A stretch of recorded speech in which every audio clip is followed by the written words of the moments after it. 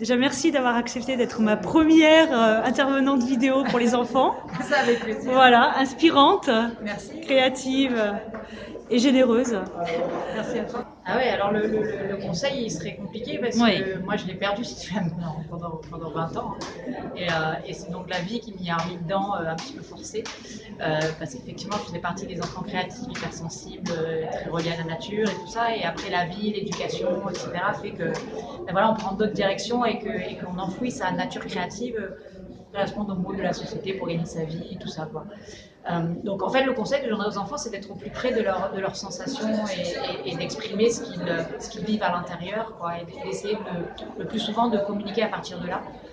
Sans mettre de jugement de valeur, savoir si c'est bien ou mal, mais être en lien avec, ben voilà, avec leurs besoins profonds, quoi. Qu'est-ce qui les anime, qu'est-ce qui leur plaît, qu'est-ce qui leur fait plaisir, sans mettre de barrière en fait à ce qu'ils vivent ou à ce qu'ils ont comme comportement, y compris dans les comportements les plus négatifs, parce qu'en fait un enfant créatif peut avoir deux façons de se comporter, c'est-à-dire que soit il est complètement introverti, il parle plus, ou alors à l'inverse il peut être hyperactif et peut être même très rebelle, et on peut avoir d'énormes colères parce qu'il y a quelque chose de leur identité qui n'est pas accueilli, et du coup ils vont avoir des comportements un peu comment dire, asociaux entre guillemets, ou même violents des fois.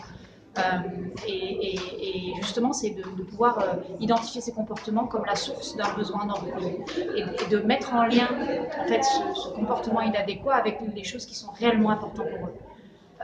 Voilà, et c'est comme ça qu'on peut remettre l'enfant dans sa vérité. Et une petite astuce? Juste être vraiment à l'écoute de ce qui se passe sans donner du jugement par rapport à ça. Et moi, j'aime bien voilà, avoir des exemples. Moi, j'ai une fille, hein, deux filles qui sont hyper créatives, comme par hasard.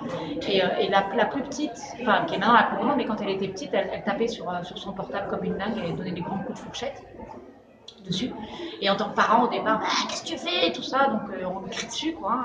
Et heureusement que j'avais quelques clés pour lui dire, mais je comprends pas, quoi. Quand tu fais ça, c'est quoi ton besoin? Et derrière, en fait, derrière un comportement qui paraît complètement inadéquat, il y a réellement quelque chose de non reconnu qui a besoin d'être exprimé chez l'enfant. Et juste laisser la place à ça. Jamais de mettre de jugement de valeur sur un comportement, mais toujours essayer d'identifier qu'est-ce qu'il y a derrière. Parce que ce qu'il y a derrière, il y a toujours une pépite. Et il y a toujours ce qu'ils sont réellement, il y a toujours leur créativité. C'est jamais négatif, c'est toujours une révélation de quelque chose, et c'est cette profondeur qu'il faut aller chercher. Et les aider même à faire le chemin vers cette profondeur parce qu'ils n'ont pas les clés.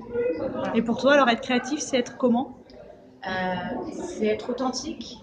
C'est en même temps pas facile parce qu'il faut se donner à voir dans tout ce qui émerge à l'intérieur. C'est être en lien avec son élan vibrant, ce qui nous anime dedans, et être au service de ça. Même si ce qu'il y a dedans n'a rien à voir avec ce que la société attend, n'a rien à voir avec ce que les gens attendent de nous, c'est juste être plus près de ça, de cette vibration, et de l'écouter, et de la donner à voir, et de la dire. Et souvent, ça se fait pas dans le créatif parce que par définition, ça n'existe pas. Quand vous créez, c'est une innovation. Donc par définition, personne ne l'a jamais fait avant, quoi. Donc si vous attendez d'être validé à un endroit que personne n'a jamais fait, vous n'y arriverez pas. Donc il y a forcément cette part de risque dans la créativité. C'est quelque chose de nouveau, et forcément, il y a la peur de ne pas être accueilli là-dedans parce que ça n'existe pas. Et toutes les grandes voilà, innovations de ce jour ont toujours été à un moment rejetées. Toujours, voilà, Walt Disney, on lui a dit quand il était enfant que c'était pas du tout créatif, pas du tout innovant, pour voir qu'il en est aujourd'hui. Voilà, il faut juste oser être soi, même si ce soi ne ressemble à rien d'autre à côté. Merci. Merci.